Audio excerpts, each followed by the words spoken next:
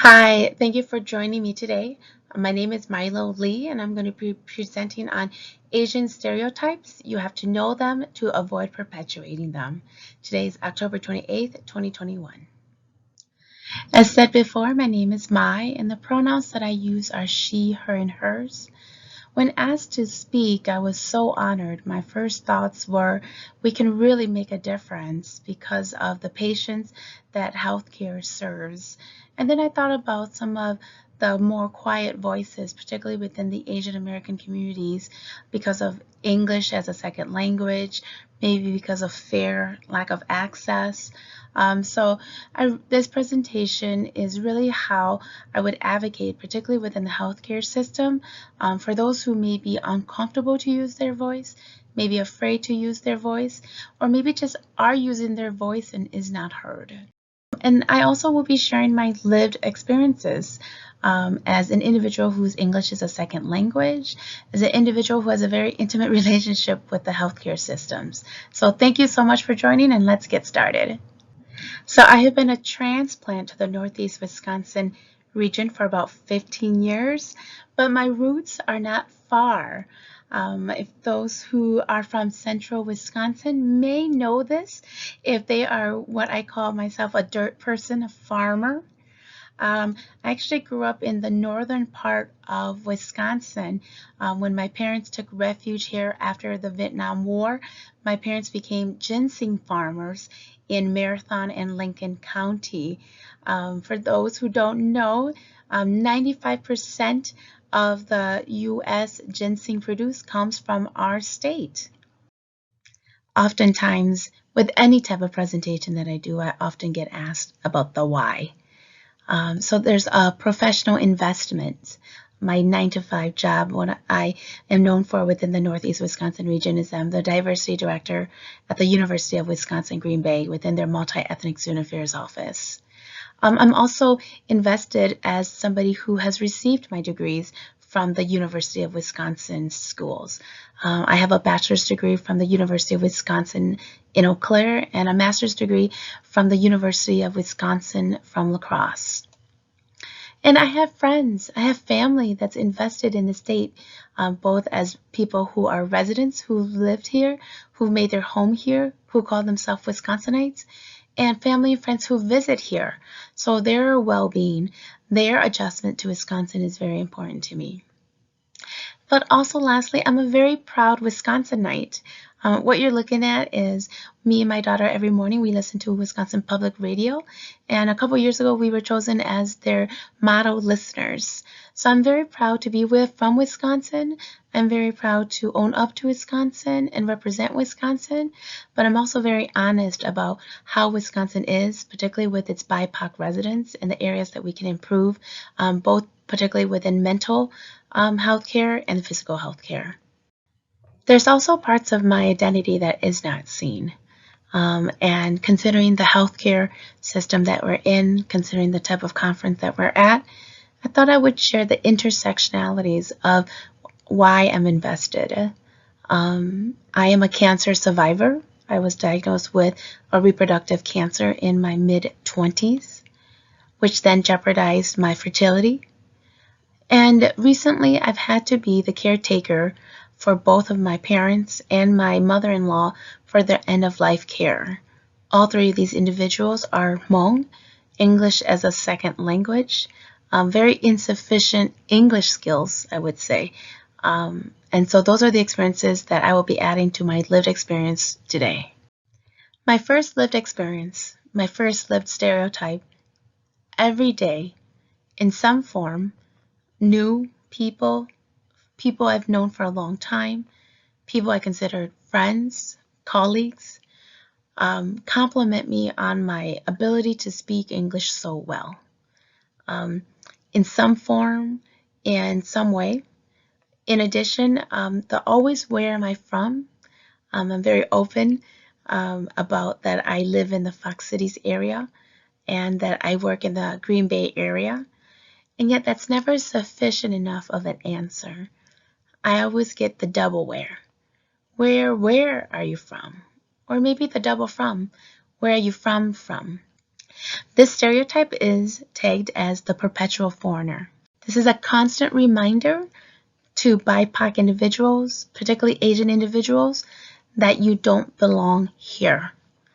Oftentimes, this can be seen from patients asking Asian perceived or Asian passing doctors where are they from, or maybe complimenting their English skills and abilities. This can also be seen from doctor to patient, medical staff to patient, complimenting about their English speaking abilities or asking them where they're from. All this is not a good feeling, as again, there are definitely notes of microaggressive statements and behaviors, again, all rooting from the perpetual foreigner stereotype. And as you can see, the perpetual foreigner is all around us. Asian people are from everywhere, particularly with the K-pop phenomenon of BTS and Blackpink. Most recently, in a couple years ago, the Crazy Rich Asian phase. So Asians are seen, are portrayed through social media, through the media, through movies as perpetual foreigners. Not often do we see Asians hyphenated with the Asian American identity. And this often then only perpetuates and strengthens the perpetual foreigner stereotype, particularly with Asian Americans. So how does the perpetual foreigner get linked to those who are Asian American, Asian descent, or Asian passing? It all starts with the Page Act of 1875, which banned Chinese women from immigrating to the U.S., followed by the Chinese Exclusion Act of 1882, which was a federal law that was signed on May 6 in 1882 that prohibited all Chinese people from immigration. This is the first and only law that was implemented that prevented all members of a specific ethnicity group from coming to America. In 1942, President Franklin Roosevelt signed Executive Order 9066. This executive order had lasting consequences for Japanese Americans. This was the documented order and removal of any U.S. resident that was Japanese American or of Japanese descent and put them in internment camps. This created a fear and furthered Japanese attacks and sabotage, particularly on the West Coast. There is long-standing racism against Japanese Americans, motivated by commercial success that only erupted after the bombing in Pearl Harbor. Japanese immigrants and their descendants, regardless of their American citizen status, had a lengthy stay and were rounded up and placed in detention centers. Many Japanese Americans lost businesses, farms, and loved ones because of this executive order. There is generational wealth lost, post-traumatic trauma, racial conditioning of behavior, of how to behave. I know for many people this seems like a long time ago, 1941. To put it in context, Joe Biden, our president, was born in 1941. He is 77 years old. Paul McCartney, who was 78, is a rock singer, was born in 1971. Harrison Ford, movie actor, is 78, who was also born during that time. And if you're a fan, like me, Judge Judy was also born in 1941. I leave this slide blank because history shows us that Asians have been present in what we call the United States for a very long time. Filipinos have arrived in U.S. territory since 1587. Documented arrivals in California. That's 33 years before the Pilgrims arrived in the Plymouth Rock. Chinese arrived in the 1800s, eager to try their luck with the gold rush and to work on the Transcontinental Railroad. Japanese arrived in the 1800s to California, Oregon, Washington, and Hawaii as farmers and fishermen. South Asians and those of Indian descent arrived in the 1900s, particularly from northern India to Canada and then to Oregon, Washington, and California to work on the Western Pacific Railroad. Koreans in the 1900s arrived to work on sugar plantations in Hawaii. Southeast Asians arrived in the 1970s because of the war in Southeast Asian countries. Tibetans arrived in the 1990s because of the Immigration Act of the 1990. Burmese from the Myanmar region has been arriving in the U.S. since 2008 to 2014. So as you can see, Asians have always been a part of our immigration story, and for a very long time. Research and data has shown us that the Asian population is only increasing, not decreasing. So as you can see, by 2060, which is just less than 40 years, it's projected to be at the 46 million mark within the United States of America. We must be ready for this large population and to meet their needs. There are many things that allies can do if they do not want to stay silent. Silent is the worst thing that can happen to an individual who is a victim of stereotypes. There's individual actions that we all must be courageous to do. The first one is to question the heard statement or statements at work. Do not stay silent. You can easily say, "Did I hear that right?" Or "Are we really saying that now during this time?" Do not wait for the victim or victims or patients to speak up or to speak out. Because of the power dynamic, it may never be heard. Because of what is to be lost, patients may never tell. And then also look at your workplace. Be aware of where Asian presence is. Who is there? Where are they? And what does that say about your organization, your department, or as individual decisions? Organizational actions is another thing that you can ask your workplace to make a commitment to. Find, locate, identify your employer's commitment to diversity and inclusion. It may be a statement, but then you can ask for action. You may have had a statement, but there's been no action. You might need a statement. This is all very important to show that diversity and inclusion is important to your organization. If all these are done, look at the financial contributions. Where are you encouraged to volunteer at? Look at your community efforts. Are they being used to eliminate racism or to educate on diversity? What you can ask your organization to do is to sustain, develop, and strengthen your cultural competency as a skill set. Like all professional skills, it needs to be sharpened, updated, and maintained. Oftentimes, particularly with diversity, it's a one and done, and it becomes outdated, repetitive, and oftentimes then perpetuating stereotypes that was back in the days. So these are all things that you can ask your organization to do. One of my favorite lived experiences is because of how I'm viewed, because of how I'm looked. I'm often asked if I am part of the IT team, if I teach IT, or because I identify as somebody of Hmong descent, of Hmong heritage, I'm often asked where my family's table is at the farmer's market. This was something very new to me, not being part of the Northeast Wisconsin region. So the next stereotype I'll be addressing is token occupations. I share these wonderful pictures because I too love the farmer's market, particularly in this area. Only as a patron did I realize the stereotype that was being put on me when colleagues asked where my family stand was. I realized that the interactions or the exposure to Hmong people or those who looked like me was only at the farmer's market, never in a collegial relationship, never in a patient relationship, never as a quote-unquote equal. Another lived experience, another stereotype that I get often, particularly with clients that need translation, is, do I speak Asian? What stereotype is this? Again, the stereotype that Asians are all the same. This is very hard to take every day, to take once a week, to even take once a month, but particularly because the Asian identity is not monolithic. It's very diverse.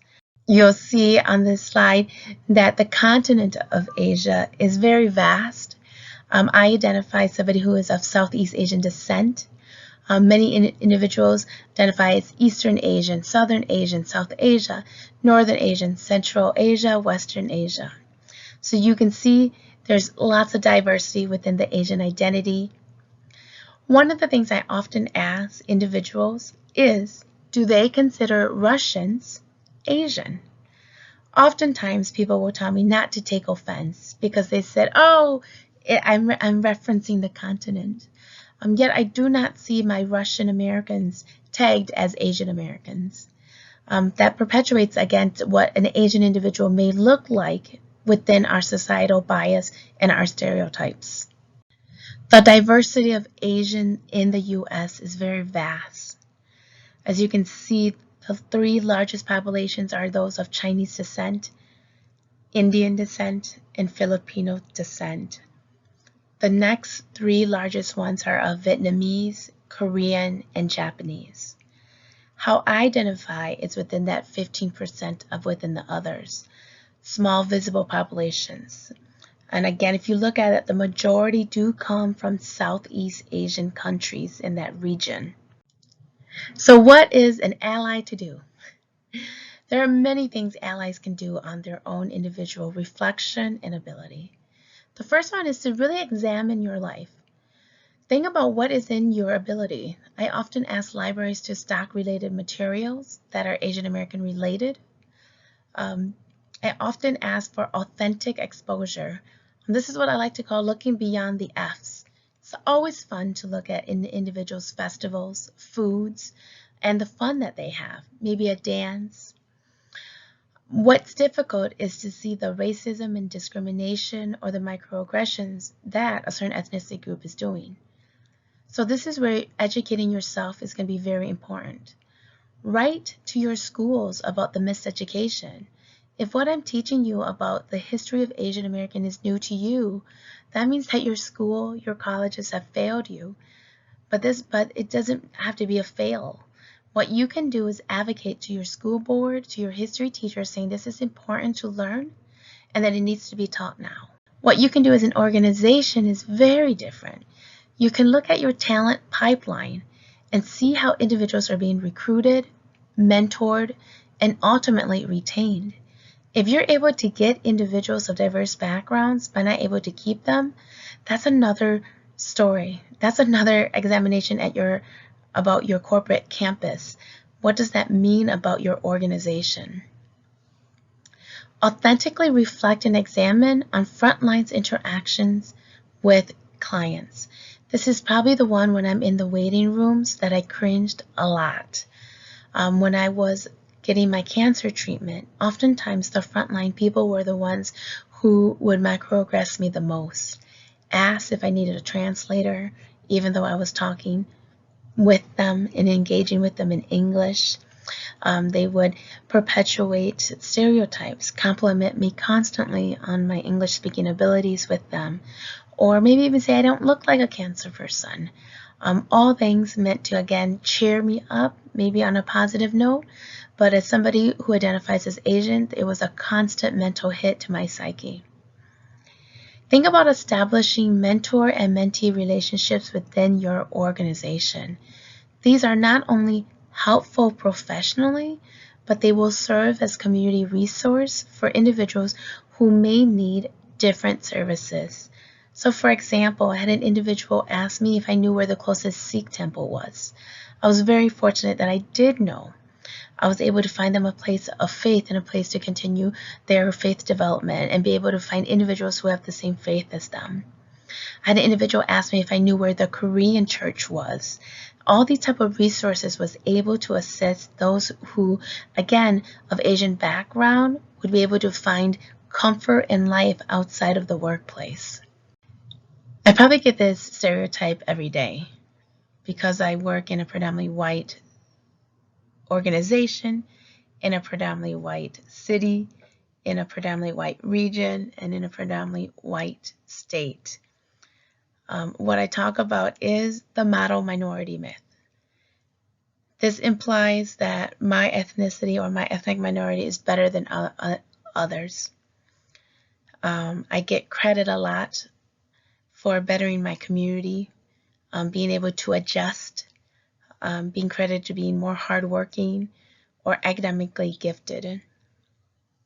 And though this narrative is quote unquote positive, this false narrative can segregate communities, particularly those of BIPOC identities, and cause a lot of mental harm and other aspects of the well-being for those who maybe don't live up to that model minority myth.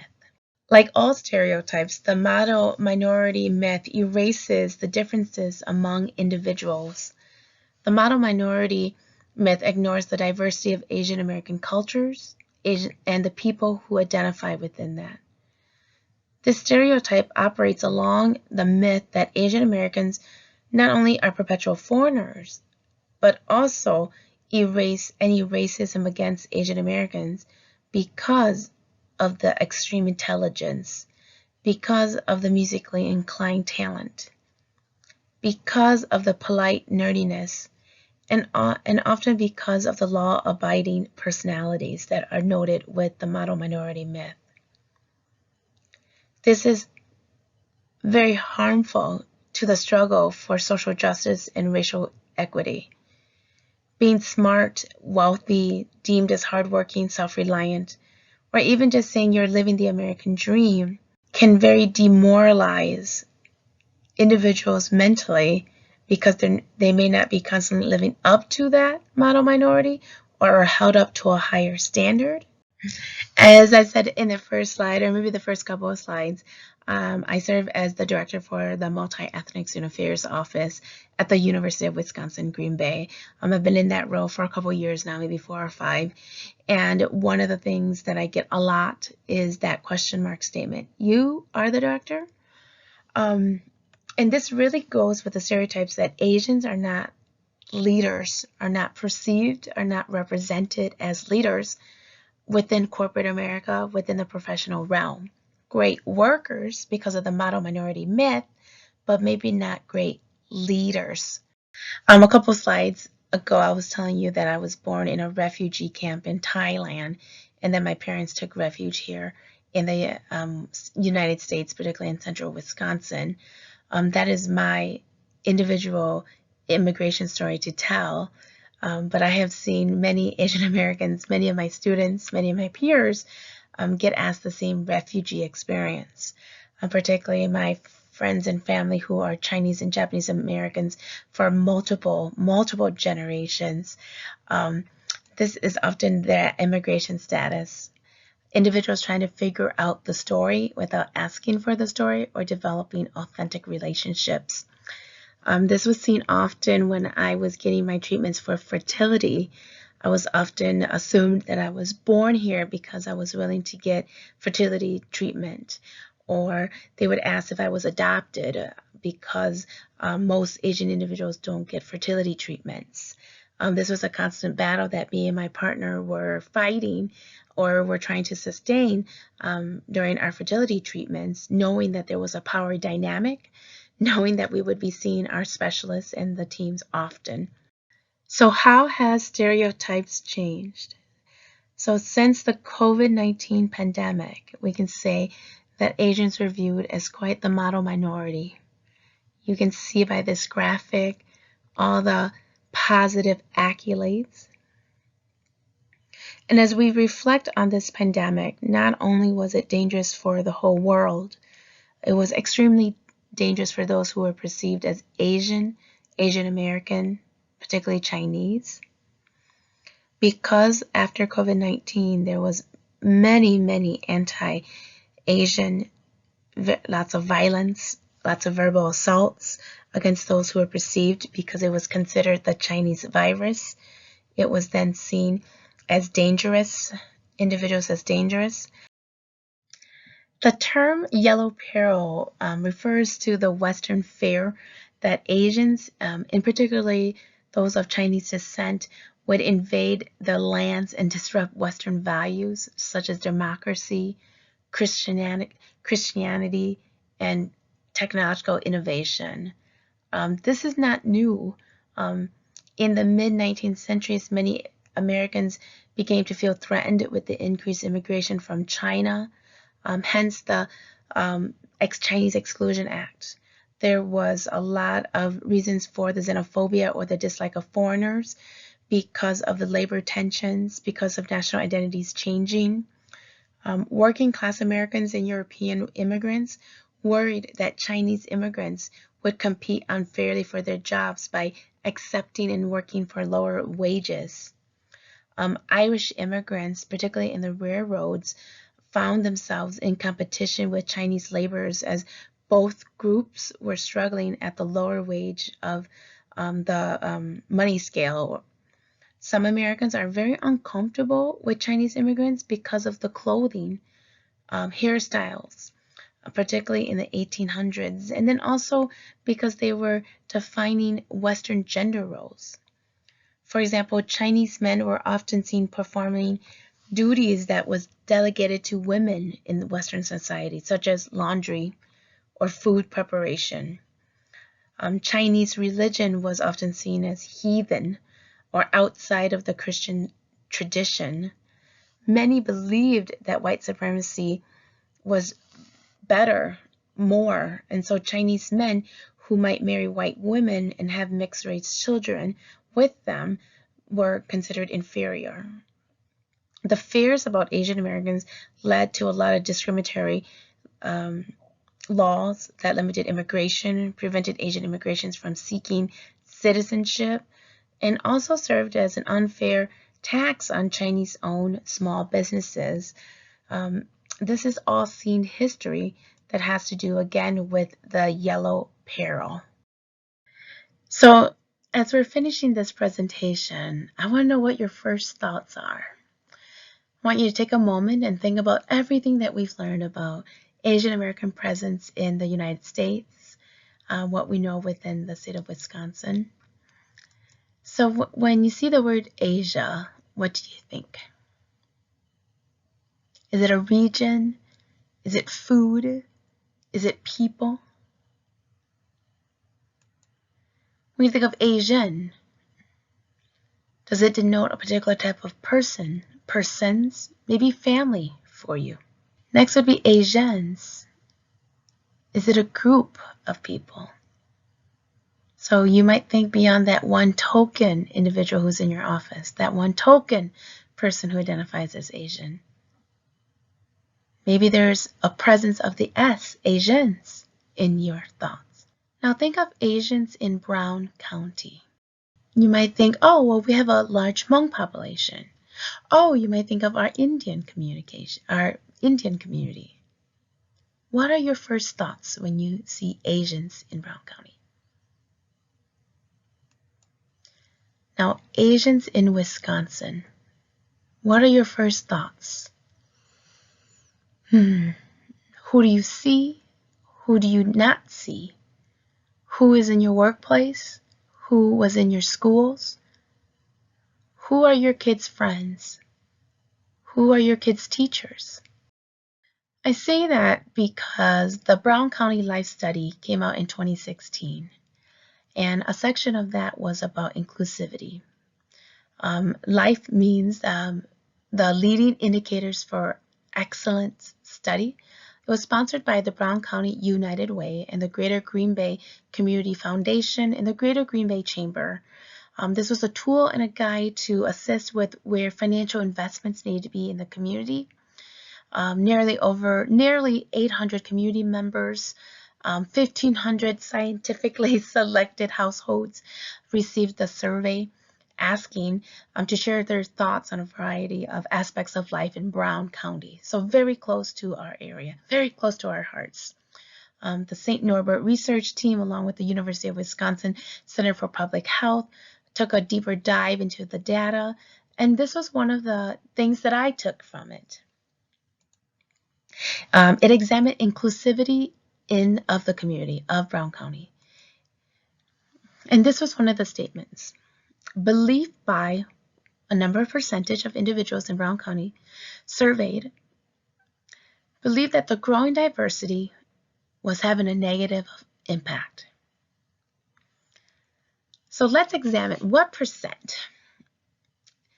Belief by 5% of the surveyed community members, 10%, 15%. This was in 2016, so 5 years ago. The percent is actually 1/3 of individuals surveyed noted that growing diversity has a negative effect or a negative impact within the community. What does this mean? This means that 1/3 of your staff, 1/3 of your patients, 1/3 of Brown County sees the growing diversity as a negative impact. It may be you that we need to work on. It might be your family member. It might be your boss. It might be your coworker. These are the individuals that might be needing to know about Asian stereotypes or need to be held accountable to avoid perpetuating stereotypes or to be stopped using stereotypes. I leave this screen blank because I'm just one voice and one perspective and one honored opportunity to talk about my Asian experience and my Asian stereotype experience and what I can do to either educate on them and to perpetuate them. And to stop perpetuating them. But I examine and look back and reflect on all those individuals who came before me, the Filipinos in the 1500s who came before the Pilgrims, the Chinese who came and worked with the gold rush and built the transcontinental railroads, the Japanese who came to Hawaii to be farmers and fishermen, the South Asian and Indian individuals who came from northern India, the Koreans who came to work on the sugar plantations in Hawaii, the Southeast Asian refugees who came because of the war, but the Tibetans and the Burmese who came to take refuge here. There are many voices that are not heard and may not be heard for a long time. Well, thank you for hanging in there with me. Just wanted to say that. And traditionally, this is the time where I would take Q&A. And answer any questions or clarify or listen to anybody in the crowd who might want to talk to me about Asian stereotypes. But unfortunately, because this is a recorded presentation, you can send your questions and your concerns to Prevea and they'll be able to assist you more. At this point, I just want to wish you a good evening and I hope that you all are well and that your loved ones are well too.